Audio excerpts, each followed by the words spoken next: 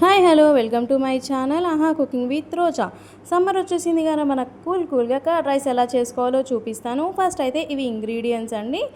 పెరుగు, కొద్దిగా పాలు, అలాగే ఎండుమిర్చి, కరివేపాకు, మినపప్పు, శనగపప్పు, అల్లం, మిరియాలు, సొంటి. ఇలా మనం రైస్ కడిగి ఒక 5 నుంచి 6 విజిల్స్ వచ్చే వరకు ఉడకపెట్టుకొని పెట్టేసుకోవాలి.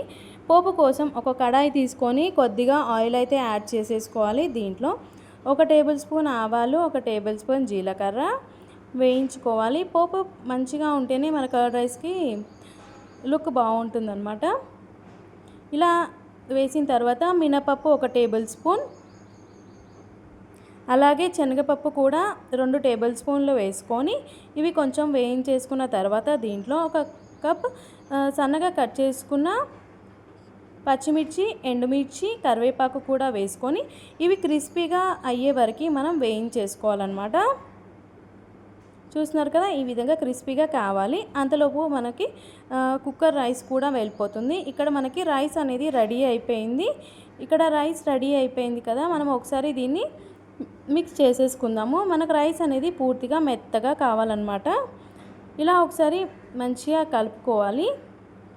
కర్డ్ రైస్ కొంచెం వేడిగా ఉంటేనే చాలా బాగా ఉంటుందన్నమాట. ఇంకా సమ్మర్లో మనం కర్డ్ రైస్ తింటే మన హెల్త్ కూడా చాలా మంచిది. అలాగే ఇక్కడ పోపు కూడా మనం రైస్లో వేసేసుకుంటున్నాము.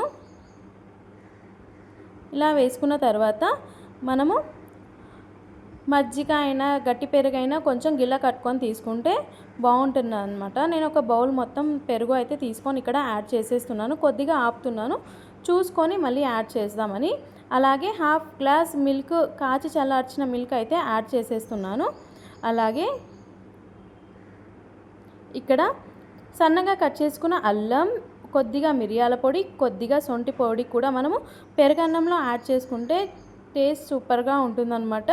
కొద్దిగా సాల్ట్ కూడా యాడ్ చేసేసుకొని ఈ మిశ్రమాన్ని ఒకసారి మొత్తం మనం మిక్స్ చేసేసుకోవాలి.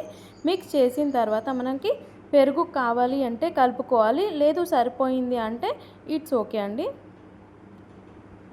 చూస్తున్నారు కదా, ఇలా మనము సమ్మర్ స్పెషల్గా పెరుగన్నం చేసుకుంటే మనకి కూల్గా ఉంటుంది.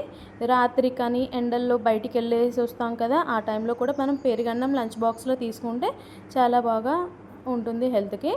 అలాగే కొద్దిగా పాలు, కొద్దిగా మజ్జిగ కూడా కలుపుకున్నాను గట్టిగా ఉందని చెప్పి. ఇప్పుడు చూస్తున్నారు కదా, పెరుగన్నం మనకి రెడీ అయిపోయింది.